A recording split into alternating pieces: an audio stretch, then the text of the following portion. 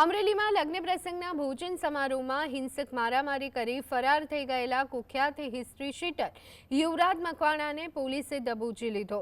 ડીવાયએસપીની સીધી દેખરેખ હેઠળ પોલીસે ગુનાનું રિકન્સ્ટ્રક્શન કરાવ્યું અને જે જગ્યાએ આરોપીએ આતંક મચાવ્યું ત્યાં જ તેનું જાહેરમાં વરઘોડું કાઢી કાયદાનું ભાન કરાવ્યું।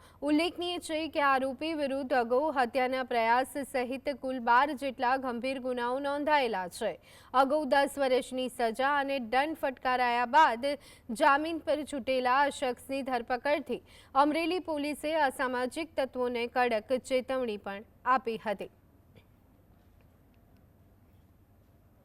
બાબરિયા અને એના મિત્રો જમવા માટે આવેલા ત્યારે એક શિવકુ કાઠી અને બીજા 2 માણસો એની સાથે આવેલા અને આ ફરિયાદીને લાફા મારી અને એની સાથે મારામારી કરેલી। શિવકુ મકવાણા જેના વિરુદ્ધમાં કુલ ક્રિમિનલ હિસ્ટ્રી 12 ગુના દાખલ થયેલા છે, જેમાં એક ખૂનની કોશિશના ગુનામાં નામદાર કોર્ટે એને 10 વર્ષની સખત કેદની સજા કરેલી અને 25,000 રૂપિયાનો દંડ કરેલો, જે હાલ જામીન ઉપર છે અને એ દરમિયાન આને ગુનો કરેલો।